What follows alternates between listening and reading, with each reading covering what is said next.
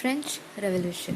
ഇപ്പോൾ French revolution വരുന്നത് തന്നെ അമേരിക്കൻ റെവല്യൂഷൻ്റെ ഒരു ഇൻഫ്ലുവൻസിലാണ്. അമേരിക്കൻ റെവല്യൂഷൻ വേൾഡിൽ തന്നെ ഒരു മാതൃക അവിടെ സൃഷ്ടിച്ചിരിക്കുകയാണ്. കാരണം അവരുടെ ലിവിങ് സിസ്റ്റത്തിൽ വരുന്ന ഇൻഇക്വാളിറ്റീസും ഇൻജസ്റ്റിസും ഒക്കെ തരണം ചെയ്യാൻ ആൾക്കാർക്ക് മുന്നോട്ട് വന്നാൽ സാധിക്കും എന്നുള്ള ആ ഒരു ചിന്താഗതി ആൾക്കാരിലേക്ക് എത്തിക്കാൻ അമേരിക്കൻ റെവല്യൂഷന് കഴിഞ്ഞു. അപ്പോൾ അമേരിക്കൻ റെവല്യൂഷന് ശേഷമാണ് ഫ്രഞ്ച് റെവല്യൂഷൻ വരുന്നത്. അപ്പോൾ ഈ ഫ്രഞ്ച് റെവല്യൂഷനും അതിൻ്റെ കാരണങ്ങളുമാണ് നമ്മൾ ഈ ഒരു സെക്ഷനിലായിട്ട് പറയാൻ പോകുന്നത്. ഫ്രഞ്ച് റെവല്യൂഷന് മുന്നേ ഫ്രഞ്ച് സൊസൈറ്റിയിലെ മൊത്തം സൊസൈറ്റിയെ 3 ക്ലാസ്സുകളായിട്ടാണ് തിരിച്ചിട്ടുണ്ടായിരുന്നത്, അല്ലെങ്കിൽ 3 എസ്റ്റേറ്റുകളായിട്ട്. അപ്പോൾ ഇതിനകത്ത് ഫസ്റ്റ് എസ്റ്റേറ്റ് എന്ന് പറയുന്നത് ക്ലർജി എന്നുള്ള എസ്റ്റേറ്റാണ്. Second estate nobility.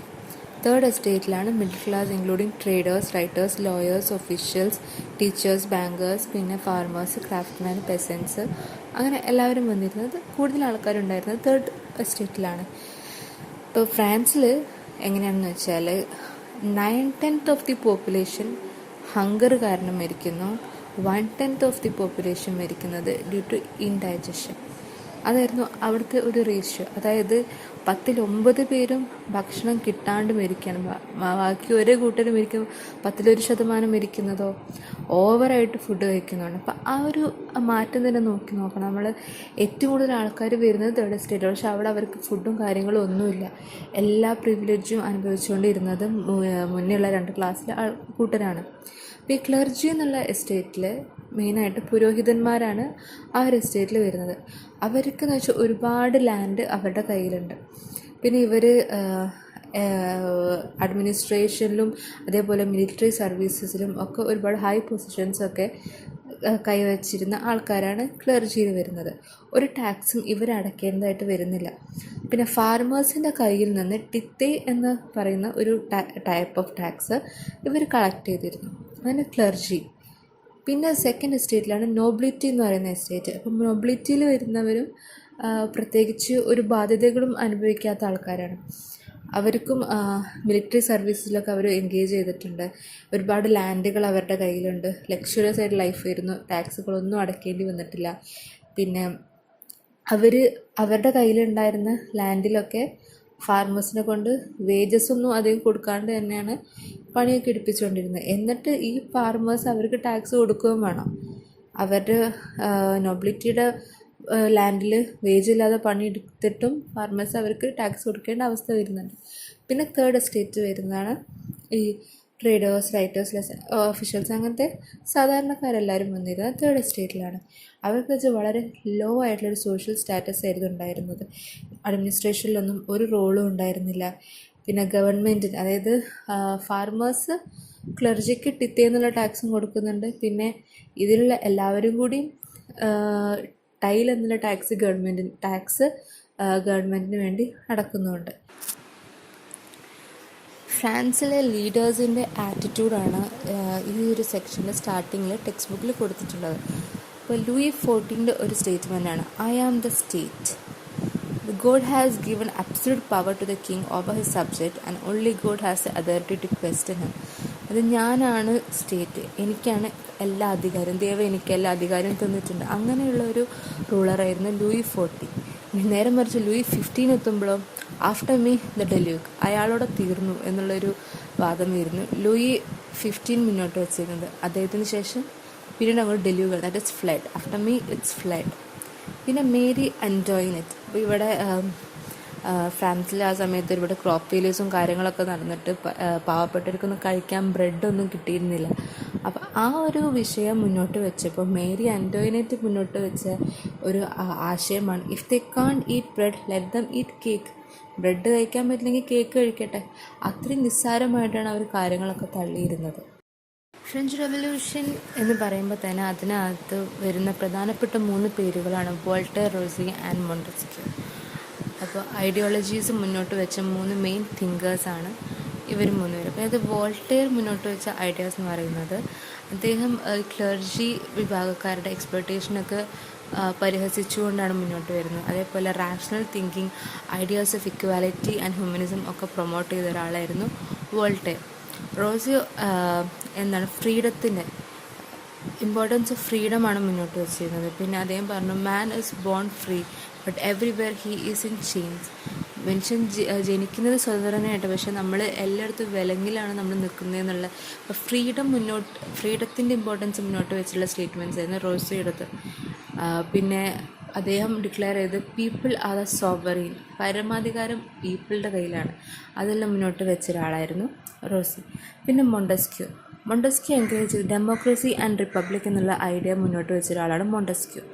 അപ്പോൾ അദ്ദേഹം ഈ ഡിവിഷൻ ഓഫ് പവർ, ഗവൺമെൻറ് പവറും നമ്മുടെ ലെജിസ്ലേച്ചർ, എക്സിക്യൂട്ടീവ് ആൻഡ് ജുഡീഷ്യറി ആയിട്ട് തിരിക്കണം എന്നുള്ള ഒരു ഐഡിയ മുന്നോട്ട് വെച്ച ഒരാളായിരുന്നു Montesquieu. The third estate takes the lead. ഇങ്ങനെ നമ്മുടെ തേർഡ് എസ്റ്റേറ്റ് മുന്നോട്ട് വരികയാണ്. എന്തുകൊണ്ടാണ് വരുന്നത് എന്നുള്ളതാണ് പ്രധാനം. ഈ ഒരു ബോർബൺ കിങ്സും ക്ലർജി നോബിലിറ്റി അവരെല്ലാവരും അനുഭവിച്ചുകൊണ്ടിരുന്ന ഹൈ ലക്ഷറിയസ് ആയിട്ടുണ്ടായിരുന്ന ആ ഒരു ലൈഫും പിന്നെ അതുപോലെ ഫ്രാൻസിൽ ആ സമയത്തുണ്ടായിരുന്ന ഡ്രോട്ട്, ക്രോപ്പ് ഫെയിലിയർ, ഇതൊക്കെ കൂടെ ഫ്രാൻസിൻ്റെ റിസോഴ്സുകളൊക്കെ തീർക്കാനും പിന്നെ അതുപോലെ ഫ്രാൻസിനെ മൊത്തത്തിലൊരു ബാങ്ക്രപ്റ്റ് ആക്കി മാറ്റി. അതേസമയം തന്നെ ഇവർ അമേരിക്കൻ റെവല്യൂഷന് വേണ്ടിയിട്ട് എയ്ഡ് ചെയ്തിരുന്നു ഫ്രാൻസ്, അമേരിക്കൻ കോളനീസിനെ ഹെൽപ്പ് ചെയ്ത്. അതും കൂടിയും ഈ ഒരു സാഹചര്യത്തിലോട്ട് കാരണങ്ങളായി മാറി. അപ്പോൾ ഇങ്ങനൊരു ബാങ്ക്രപ്സിയും എക്കണോമിക്കൽ എക്കണോമി ഡൗൺ ആയ സമയത്ത് ലൂയി 16 ഒരു സ്റ്റേറ്റ് ജനറൽ വിളിച്ചു കൂട്ടുകയാണ്, ഒരു ലെജിസ്ലേറ്റീവ് അസംബ്ലി വിളിച്ചു കൂട്ടുകയാണ് 3 എസ്റ്റേറ്റ്സിൽ നിന്നുള്ള റെപ്രസെൻറ്റേറ്റീവ്സിനെ വെച്ചിട്ട്. അപ്പോൾ എല്ലാ എസ്റ്റേറ്റിൽ നിന്നും റെപ്രസെൻറ്റേറ്റീവ്സ് ഉണ്ട്. പേരിന് വേണ്ടിയിട്ടാണ് ഈ തേർഡ് എസ്റ്റേറ്റിൽ നിന്ന് റെപ്രസെൻറ്റേറ്റീവ്സ് വെക്കുന്നത്. പ്രത്യേകിച്ച് അവർക്ക് റോളൊന്നും ഉണ്ടായിരുന്നില്ല. ഇവരുടെ ഡിസിഷൻസ് എടുത്തിരുന്നത് എങ്ങനെയാണെന്ന് വെച്ചാൽ ഓരോ എസ്റ്റേറ്റും കംപ്ലീറ്റ്ലി ഒറ്റ വോട്ടായിട്ടാണ് എടുത്തിരുന്നത്. അപ്പോൾ ഒരു എസ്റ്റേറ്റിൽ നിന്ന് ഒരു വോട്ട്, അങ്ങനെ രീതിക്ക് മൊത്തത്തിൽ റെപ്രസെൻ്റ് ചെയ്യുന്ന ഒരു വോട്ടായിട്ടായിരുന്നു. അപ്പോൾ എങ്ങനെ വന്നാലും ഈ ഫസ്റ്റത്തെ ക്ലർജി നൊബിലിറ്റി ടീമുകൾ അവർ 2 വോട്ടിൽ എന്തായാലും ലീഡ് ചെയ്യും. അപ്പോൾ തേർഡ് എസ്റ്റേറ്റുകാരുടെ വോട്ടൊക്കെ അവിടെ വെറും പേരിന് വേണ്ടിയിട്ട് മാത്രമായി മാറുമായിരുന്നു. അപ്പോൾ ഇങ്ങനെ സിറ്റുവേഷൻ വന്നപ്പോൾ നമ്മുടെ തേർഡ് എസ്റ്റേറ്റിലുള്ള ആൾക്കാർ ഇതിനെ ഒരുപാട് എതിർത്ത് പുതിയ ടാക്സും കൂടി അടക്കേണ്ടി വരുന്ന അവസ്ഥ വന്നപ്പോൾ ഇവരിതിനായിട്ട് എതിർത്തിട്ട് പറഞ്ഞു ഓരോ മെമ്പേഴ്സിനും ഇൻഡിവിജ്വലായിട്ട് വോട്ട് വേണം അസംബ്ലിയിൽ. അങ്ങനെ പറഞ്ഞിട്ടാണ് ഈ ഒരു റെവല്യൂഷൻ സ്റ്റാർട്ട് ചെയ്യുന്നത്. അവർ പിന്നെ ഈ ഒരു തർക്കങ്ങൾ നടന്നുകൊണ്ടിരിക്കുന്ന സമയത്ത് തന്നെ തേർഡ് എസ്റ്റേറ്റിൽ എല്ലാവരും കൂടെ ഒരു ടെന്നീസ് കോർട്ടിൽ ഒത്തുകൂടിയിട്ട് declared themselves as the national assembly of France. ഇതിനാണ് ടെന്നീസ് കോർട്ട് ഓത്ത് എന്ന് പറയുന്നത്. അതുകൊണ്ട് അവർ ഫ്രാൻസിൻ്റെ ഒരു കോൺസ്റ്റിറ്റ്യൂഷൻ ഫ്രെയിം ചെയ്യാണ്ട് അവർ ഈ ഒരു അവസ്ഥയിൽ നിന്നും മാറില്ല. അവർ തിരിച്ചു പോകുന്നില്ല പഴയ ഒരു രീതിയിലേക്ക്. അവർ ഫൈറ്റ് ചെയ്യാൻ തന്നെ തീരുമാനിക്കുകയാണ്. 1789 ആണ് ഫ്രഞ്ച് റെവല്യൂഷൻ്റെ ഇയർ. അപ്പോൾ ആ ഒരു ഇയറിൽ നടന്ന ഒരുപാട് സബ്സിക്വൻറ്റ് ഇവൻറ്റ്സ് ആണ്. ഈ ടെന്നീസ് കോർട്ട് ഓത്തിന് ശേഷമാണ് ഫ്രഞ്ച് റെവല്യൂഷൻ മൂവ്മെൻറ്റ്സ് ഓരോന്നായിട്ട് വരാൻ തുടങ്ങുന്നത്. അപ്പോൾ ഫസ്റ്റ് വന്നത് 14th ജൂലൈ 1789. ആ സമയത്ത് റെവല്യൂഷണറീസ് എല്ലാവരും കൂടിയും അവരുടെ ഒരു slogan liberty, equality and fraternity, അതായിരുന്നു ഫ്രഞ്ച് റെവല്യൂഷൻ്റെ സ്ലോഗൻ. അതും പറഞ്ഞുകൊണ്ട് അവരെല്ലാവരും ബാസ്റ്റൈൽ പ്രിസൺ അത് തകർക്കുകയായിരുന്നു ചെയ്തത്. അപ്പം ബോർബൺ മോണാർക്കിയുടെ ഒരു സിമ്പിളായിരുന്നു ബാസ്റ്റൈൽ പ്രിസൺ. അവിടെ ഒരുപാട് ആൾക്കാരെ ക്രൂരമായി കൊല്ലുന്നുണ്ട്, പീഡിപ്പിക്കുന്നുണ്ട് എന്നുള്ളൊക്കെ ഒരുപാട് റൂമേഴ്സും കാര്യങ്ങളൊക്കെ പറഞ്ഞിരുന്നു. എല്ലാവർക്കും ഒരു ഭീതിയായിരുന്നു ഈ ബാസ്റ്റൈൽ പ്രിസൺ എന്ന് പറയുന്നത്. അപ്പോൾ ഇവർ എന്തും ചെയ്യട്ടെ, എന്തും വരട്ടെ എന്ന രീതിയിൽ എല്ലാവരും കൂടി മാർച്ച് ചെയ്തിട്ട് ഈ സ്ലോഗൻ മുന്നോട്ട് വെച്ചിട്ട് അവരെല്ലാവരും ബാസ്റ്റൈൽ പ്രിസൺ തകർത്തു. ഇതാണ് ഫ്രഞ്ച് റെവല്യൂഷന് തുടക്കം കുറിക്കുന്നത് ഈ ഒരു മൂവ്മെൻറ്റിലൂടെയാണ്. ദെൻ 12th ഓഗസ്റ്റിനാണ് national assembly pass declaration of rights of man and the citizen and of the citizen. അപ്പം 12th ഓഗസ്റ്റിൽ ഇപ്പോൾ ഇവർ നാഷണൽ അസംബ്ലി ഫോം ചെയ്തല്ലോ, അവർ റൈറ്റ്സ് ഓഫ് മാൻ ആൻഡ് സിറ്റിസൺസൊക്കെ അവർ പാസ് ചെയ്തു. ദെൻ ഒക്ടോബറിൽ ഒരുപാട് വിമൻ എല്ലാവരും കൂടി വെർസൽ പാലസിലോട്ട് മാർച്ച് ചെയ്തിട്ട് ഗിവ് അസ് ബ്രെഡ് എന്നുള്ള ആ ഒരു എന്താ പറയുക ആവശ്യം മുന്നോട്ട് വെച്ചിട്ട് അവരെല്ലാവരും കൂടി മാർച്ച് ചെയ്തു. ആ സമയത്താണ് മേരി ആൻ്റോണിയറ്റ് പറയുന്നത് ബ്രെഡ് ഇല്ലെങ്കിൽ കേക്ക് കഴിക്കും എന്നുള്ള രീതിക്ക്. അവർക്കതൊന്നും ബ്രെഡ് ഒരു വിഷയമേ അല്ല, ആർക്ക് മേരി ആൻ്റോണിയറ്റിനൊക്കെ. അപ്പോൾ അങ്ങനെ ഒക്ടോബറിൽ ഈ ഒരു മാർച്ച് നടക്കുകയാണ്. ദെൻ സെപ്റ്റംബർ 1792, 3 വർഷത്തിന് ശേഷമാണ് നാഷണൽ കൺവെൻഷൻ എന്താ പറയുക ഒരു ഫ്രാൻസിന് കോൺസ്റ്റിറ്റ്യൂഷനൊക്കെ ഫോം ചെയ്ത് ഫ്രാൻസിനെ റിപ്പബ്ലിക്കായിട്ട് പ്രൊക്ലെയിം ചെയ്യുന്നത് September 1792 reign of terror. In July 1793 ഒരു ഇൻ്റേണൽ അഫയേഴ്സിൻ്റെ ഒക്കെ സേഫ്റ്റിക്ക് വേണ്ടിയിട്ട് ഒരു കൺട്രോളിന് വേണ്ടിയിട്ട് ഫ്രാൻസിൽ ഒരു committee of public safety constitute ചെയ്യുന്നു to control the internal affairs of France. അപ്പോൾ അത് ലീഡ് ചെയ്തിരുന്നത് റോബസ്ഫിയർ ആയിരുന്നു. അപ്പോൾ പിന്നെ റോബസ്ഫിയറിൻ്റെ കൂടെ തന്നെ ഉണ്ടായിരുന്ന മെയിൻ ലീഡേഴ്സായിരുന്നു മിറാബ്യൂ, ഡാൻറ്റൺ, അവരൊക്കെ. അപ്പോൾ ഇവർ എന്താ ചെയ്തുകൊണ്ട് റെയിൻ ഓഫ് ടെററിൻ്റെ ആ സമയത്ത് വെച്ചാൽ റോബസ്ഫിയറൊക്കെ ഈ തേർഡ് സ്റ്റേറ്റിൽ നിന്ന് വന്ന ആൾ തന്നെയാണ്. അപ്പോൾ അവരെല്ലാവരും ആദ്യം ഈ റെവല്യൂഷൻ മൂവ്മെൻ്റൊക്കെ മുന്നോട്ട് വെച്ചു. പിന്നെ ഇവർ ഈ റെവല്യൂഷൻ്റെ എനിമീസിനെ ഓരോരുത്തരായിട്ട് ഗില്ലറ്റൈൻ ചെയ്യാൻ തുടങ്ങി. ഗില്ലറ്റൈൻ എന്നുള്ള ഒരു വധിക്ക് പ്രോസിക്യൂഷൻ തന്നെയാണ്, പക്ഷേ അത് ഇഞ്ചിൻസായിട്ട് കൊല്ലുന്ന ഒരു രീതിയാണ്. അപ്പോൾ അങ്ങനെ ഇവർ ഈ റെവല്യൂഷണറി മൂവ്മെൻറ്റ്സിൻ്റെ എനിമീസിനെ ഓരോരുത്തരും ഗില്ലറ്റൈൻ ചെയ്തു. അതിൽ പെട്ട ആൾക്കാരായിരുന്നു ലൂയി 16 പിന്നെ അദ്ദേഹത്തിൻ്റെ വൈഫ് മേരി ആൻറ്റോണിയറ്റ്. ഇവരെയൊക്കെ ഗില്ലറ്റൈൻ ചെയ്തിട്ട് തന്നെയാണ് വധിച്ചിട്ടുള്ളത്. പക്ഷേ ആഫ്റ്റർ ദാറ്റ് റോബസ്ഫിയറൊക്കെ ഒരു ഓട്ടോക്രാറ്റിക് ആയിട്ടുള്ളൊരു ചിന്താഗതി റോബസ്ഫിയറിനൊക്കെ മുന്നോട്ട് വരാൻ ഡെവലപ്പ് ചെയ്യാൻ തുടങ്ങി. അപ്പോൾ ആൾക്കാരുടെ ഇടയിൽ അത് വീണ്ടും ഒരു ഡിസ്കംഫേർട്ട് തുടങ്ങി. കാരണം വീണ്ടും ഇവർക്ക് ഇതുപോലെ ഒരു ഓട്ടോക്രാറ്റിക് സൊസൈറ്റിയിലോട്ട് പോകണ്ട എന്നുള്ള രീതി വന്നപ്പോൾ അങ്ങനെ അവസാനം റോബസ്ഫിയറിനെയും ഇവർ ഗില്ലറ്റൈൻ ചെയ്തിട്ട് തന്നെയാണ് എക്സിക്യൂട്ട് ചെയ്യുന്നത്. പിന്നെ റെയിൻ ഓഫ് ടെറർ ജൂലൈ 1794 വരെ എക്സിസ്റ്റ് ചെയ്ത് ഓൾമോസ്റ്റ് 1 year ആയിരുന്നു ഈ റെയിൻ ഓഫ് ടെറർ എന്ന് തന്നെ പറഞ്ഞൊരു ആ ഒരു കാലഘട്ടം ഉണ്ടായിരുന്നത്. From France to other nations. അങ്ങനെ ഈ ഒരു ഫ്രഞ്ച് റെവല്യൂഷൻ്റെ ഇൻഫ്ലുവൻസ് ഒരുപാട് യൂറോപ്യൻ കൺട്രീസിലോട്ടും വന്നു. അങ്ങനെ ഓസ്ട്രിയൻ ചാൻസലർ മെറ്റർണിക് വെച്ച റിമാർക്കായിരുന്നു, when France sneezes the rest of the Europe catches cold. കാരണം ഫ്രാൻസ് ഇത് അത്രയും വലിയൊരു ഇൻഫ്ലുവൻസാണ് ഫ്രാൻസ് അവിടെ ക്രിയേറ്റ് ചെയ്തത്. അപ്പോൾ ഈ ഒരു റെയിൻ ഓഫ് ടെററും പിന്നെ റൂളേഴ്സിനെ ഗില്ലറ്റൈൻ ചെയ്ത് അതൊക്കെ ബാക്കിയുള്ള യൂറോപ്യൻ കൺട്രീസിലുള്ള ഓട്ടോക്രാറ്റിക് ലീഡേഴ്സിൻ്റെ ഉള്ളിൽ പേടി പരത്തി. കാരണം ആൾക്കാർ മുന്നോട്ട് ഇറങ്ങി അവർക്ക് സാധിക്കാത്ത ഒന്നുമില്ല എന്ന് അവിടെ തെളിഞ്ഞുകൊണ്ട് ഇരിക്കുകയാണ്. അങ്ങനെ ആയപ്പോൾ ഇതിൻ്റെ ഒരു the influence of French revolution ഒരുപാട് രാജ്യങ്ങളിലോട്ട് വന്നു. അപ്പോൾ അതിൽ വന്ന മാറ്റങ്ങൾ നമുക്ക് പറയാം. Stimulated all the later revolutions in the world. പിന്നെ ഫ്യൂഡൽ സിസ്റ്റം ഇൻ യൂറോപ്പ് ഒക്കെ എൻഡ് ചെയ്തു. കാരണം ഓട്ടോക്രാറ്റ്സിനൊക്കെ പേടിയാവാൻ തുടങ്ങി. അങ്ങനെ ഫ്യൂഡൽ സിസ്റ്റം തന്നെ അവിടെ എൻഡ് ചെയ്തു. പിന്നെ നേഷൻ എന്നതിൻ്റെ ഒരു ഡെഫിനേഷൻ എന്ന് പറയുന്നത് ഒരു റീജിയൻ മാത്രമല്ല, ബട്ട് ദ പീപ്പിൾ, അവിടുത്തെ ആൾക്കാരും കൂടി ചേർന്നാണ് എന്ന ഒരു ഐഡിയ ഒക്കെ മുന്നോട്ട് വന്നു. പിന്നെ ആൾക്കാരുടെ സോവറിനിറ്റി അതിനൊക്കെ കോൺട്രിബ്യൂട്ട് ചെയ്തു, കൺസെപ്റ്റ് ഓഫ് സോവറിനിറ്റി. പിന്നെ നാഷണലിസം എന്നുള്ളൊരു ഐഡിയ അവിടെ എമേർജ് ചെയ്തുകൊണ്ട് വന്നു. പിന്നെ മിഡിൽ ക്ലാസ് എന്നുള്ള ഒരു ക്ലാസ് അവിടെ എമേർജ് ചെയ്ത് വരികയാണ്. മുന്നേ നമ്മളിപ്പോൾ ഫ്രഞ്ച് സൊസൈറ്റിയിലൊക്കെ പറഞ്ഞ പോലെ ക്ലർജി, നോബിലിറ്റി പിന്നെ ഒക്കെ താഴെ തട്ടിലുള്ള ആൾക്കാരായിരുന്നു. അവിടെ മിഡിൽ ക്ലാസ് എന്നുള്ളൊരു ക്ലാസ് ഉണ്ടായിരുന്നില്ല. പിന്നെ emergence of middle class French റെവല്യൂഷൻ്റെ ഒരു ഇൻഫ്ലുവൻസ് ആണ്. Then ideas of equality, liberty and fraternity അത് ത്രൂ ഔട്ട് യൂറോപ്പ് സ്പ്രെഡ് ചെയ്തു ആ ഒരു ഐഡിയ. പിന്നെ ഫ്രഞ്ച് റെവല്യൂഷൻ ആൻഡ് ഇന്ത്യ. അപ്പോൾ ഇന്ത്യയിലോട്ട് ഫ്രഞ്ച് റെവല്യൂഷൻ്റെ ഇമ്പാക്റ്റ് എങ്ങനെയാണെന്ന് വെച്ചാൽ ടിപ്പു സുൽത്താനെ ഫ്രഞ്ച് റെവല്യൂഷൻ ഇൻഫ്ലുവൻസ് ചെയ്തു. അപ്പോൾ ശത്രുവിൻ്റെ ശത്രു മിത്രം എന്ന് പറയുന്ന പോലെ അന്ന് ഇന്ത്യയിൽ ബ്രിട്ടീഷുകാരും ഉണ്ടായിരുന്നു, ഫ്രഞ്ചുകാരും, അങ്ങനെ ഒരുപാട് യൂറോപ്യൻ പവേഴ്സ് ഉണ്ടായിരുന്നു. അപ്പോൾ ബ്രിട്ടീഷുകാരെ ഇവിടുന്ന് തുരത്താൻ വേണ്ടിയിട്ട് ടിപ്പു സുൽത്താന് ഫ്രഞ്ച് പീപ്പിളുമായിട്ടുള്ള ഒരു അലയൻസ് അവിടെ വെച്ചിട്ടുണ്ടായിരുന്നു to fight against the British.